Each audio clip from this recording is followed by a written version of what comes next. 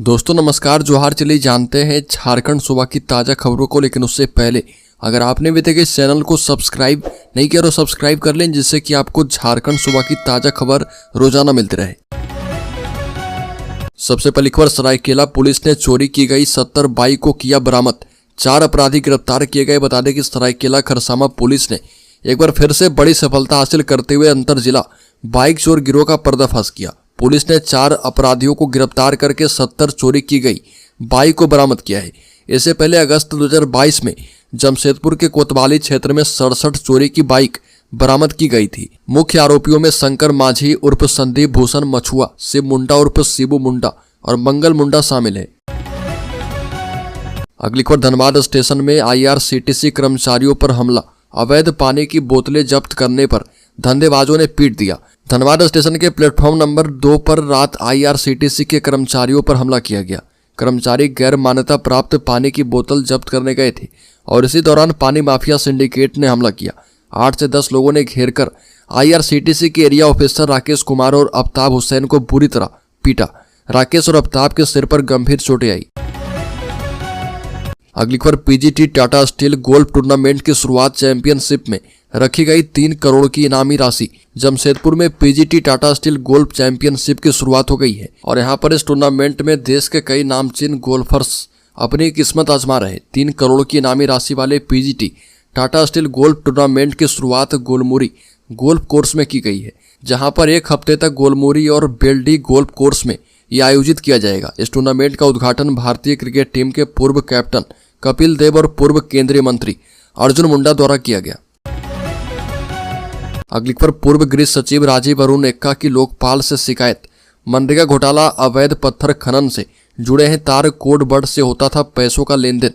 झारखंड के पूर्व गृह सचिव राजीव अरुण एक्का की शिकायत लोकपाल से की गई है। पत्र में ईडी ने बताया कि राजीव अरुण एक्का के तार मनरेगा घोटाला, अवैध पत्थर खनन और अधिकारियों के ट्रांसफर पोस्टिंग के बदले पैसे लेने से जुड़े हैं। राजीव अरुण एक्का के खिलाफ अब तक की जांच में जो तथ्य मिले हैं उससे भी अवगत करवाया गया। अगली खबर, लड़कियों को छेड़ने वाले फिरोज का निकाला गया जुलूस, लापरवाही करने पर 4 पुलिसकर्मी सस्पेंड किए गए। आरोपी का सांप्रदायिक तनाव फैलाने में भी हाथ रहा है।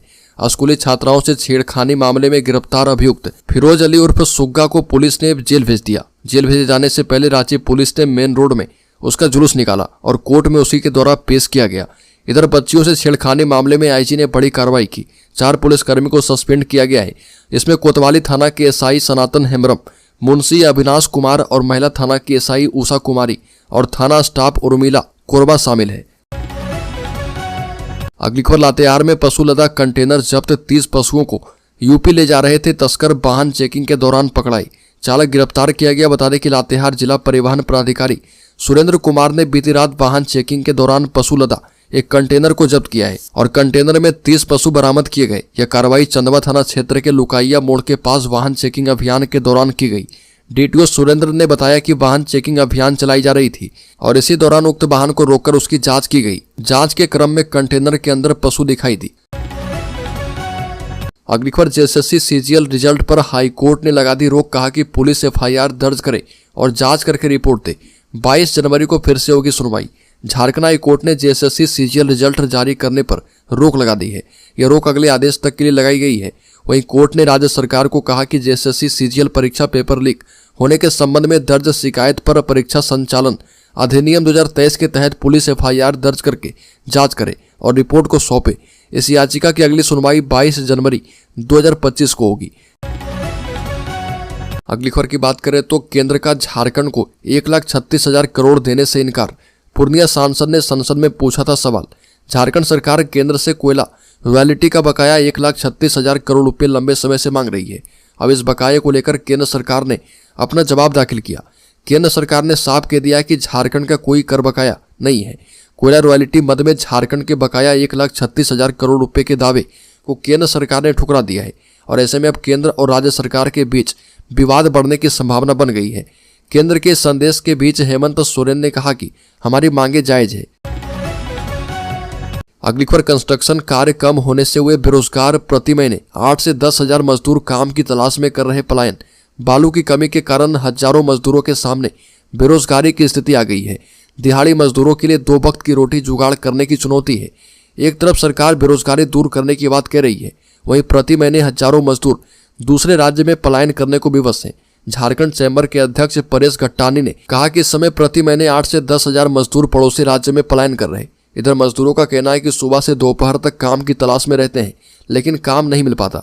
कई मजदूरों का कहना है कि राजमिस्त्री का 800 रुपये रेट फिक्स है, लेकिन काम नहीं रहने के कारण वो 300 से 400 रुपये में भी काम करने को तैयार है। अगली खबर 8वीं अनुसूची में शामिल हो कुड़माली, कुड़ुख, हो एवं क्षेत्रीय भाषाएं। सांसद चंद्रप्रकाश चौधरी ने संसद में झारखंड में बोली जाने वाली कुड़माली, कुड़ुख, मुंडारी, हो, खड़िया, खोरठा, पंच परगनिया एवं नागपुरी भाषा को संविधान की 8वीं अनुसूची में एवं जनगणना कॉलम में शामिल करने की मांग की। सदन में कहा कि झारखंड राज्य में 5 जनजातियां एवं 4 क्षेत्रीय भाषाएं जैसे संथाली, कुड़ुख, मुंडारी, हो, खड़िया, कुड़माली, खोरठा, पंच परगनिया एवं नागपुरी लोगों द्वारा बोली जाती है और इसमें से सिर्फ संथाली भाषा को 8वीं अनुसूची में शामिल किया गया है, जबकि 8 अन्य जनजातीय एवं क्षेत्रीय भाषा को शामिल नहीं किया गया है। अगली खबर आखिर हेमंत सोरेन को पड़ गई बीजेपी सांसदों की आवश्यकता। सोशल मीडिया पर लिखी बड़ी बात बता दें कि पप्पू यादव ने जब लोकसभा में सवाल उठाया कि कोयला राजस्व की अर्जित कर के तौर पर झारखंड का 1,40,000 करोड़ रुपए केंद्र के पास बकाया है और केंद्र यह राशि उपलब्ध नहीं करवा रही है। इस पर केंद्रीय वित्त राज्य मंत्री पंकज चौधरी ने कहा कि झारखंड का कोई बकाया केंद्र सरकार के पास नहीं है। इसके बाद हेमंत सोरेन ने बीजेपी विधायकों से कहा कि झारखंड भाजपा के सांसदों से उम्मीद है कि हमारे इस जायज मांग को दिलवाने के लिए अपनी आवाज अवश्य बुलंद करेंगे और झारखंड के विकास के लिए ये राशि नितांत आवश्यक है। अगली खबर झारखंड के इस छोटे शहर की हो गई बल्ले बल्ले, अब यहाँ पर मिलेगी 24 घंटे बिजली। झारखंड के छोटे से शहर लोहरदगा में अब 24 घंटे बिजली मिलेगी। दरअसल लोहरदगा लातेहार 220/132 केवी ग्रिड सब स्टेशन एवं लोहरदगा 220 केवी द्विपथ संचरण लाइन आरंभ हो चुका है और इसे लोहरदगा में 24 घंटे बिजली आपूर्ति करने में सहूलियत मिलेगी। बिजली आपूर्ति में गुणात्मक सुधार में ट्रांसमिशन लाइन मददगार साबित होगा।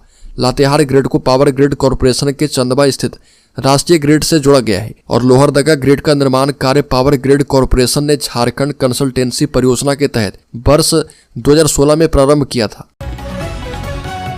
अगली खबर बाबूलाल मरांडी का बड़ा बयान, कहा कि कौन लोग हैं जो सिद्दीक अंसारी जैसे अपराधी को संरक्षण दे रहे।